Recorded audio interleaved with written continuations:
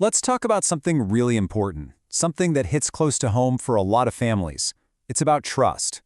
Specifically, when you or someone you love needs specialized care, how do you know you're in good hands? We're diving into the world of rehabilitation and special education, where being qualified isn't just a bonus, it's everything. Seriously, just think about that for a second. The moment you need to find a specialist, that big question mark appears. How do you find someone you can actually rely on? Someone who really knows what they're doing? It can feel like you're navigating in the dark. And that's really the core of it, isn't it? It all boils down to trust. But not just a gut feeling. A trust that's built on a solid foundation of proven, verified qualifications. Because without that, you're just hoping for the best. And that's a tough spot to be in when you're vulnerable.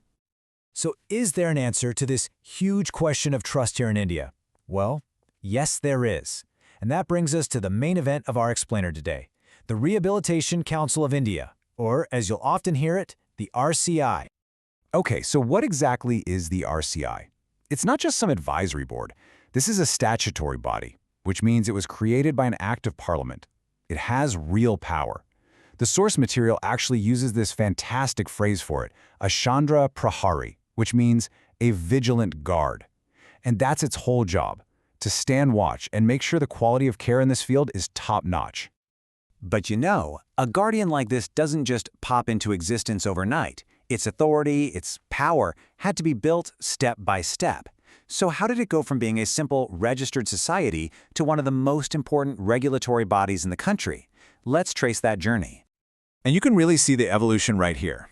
It all started back in '86, pretty humbly, as a registered society. But then came the huge turning point, 1992.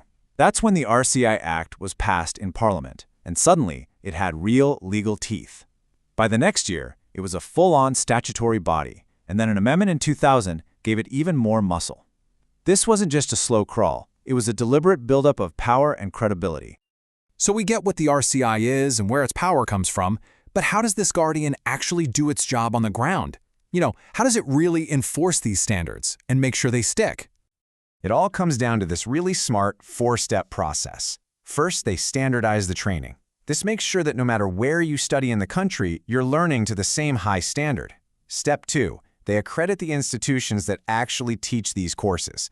If a college isn't up to snuff, it doesn't get the seal of approval. Step 3, and this is huge, they keep a central register. You can think of it like a master list of every single qualified professional in India. And finally, they monitor and enforce standards throughout a professional's career. It's a complete circle of quality control, from day one of school to retirement. And this is where that vigilant guard idea really comes to life. The RCI isn't just about making suggestions. It has the actual legal authority to go after people who are practicing without the right qualifications. This is what transforms a set of rules on paper into a real protective shield for all of us. So, when you put it all together, who really benefits from all this work? Well, it turns out the RCI's impact creates this protected space that helps pretty much everyone involved. It really is a win-win. If you're a professional or an institution, getting that RCI registration gives you official government recognition. It's a stamp of quality that says, I'm legit. But for the people who matter most, those with special needs and their families, it's a guarantee. A guarantee that the person you're trusting is qualified, safe, and ethical. It brings us right back to building that trust we talked about at the very beginning. Now maybe hearing all this has you thinking, what if I want to be part of this?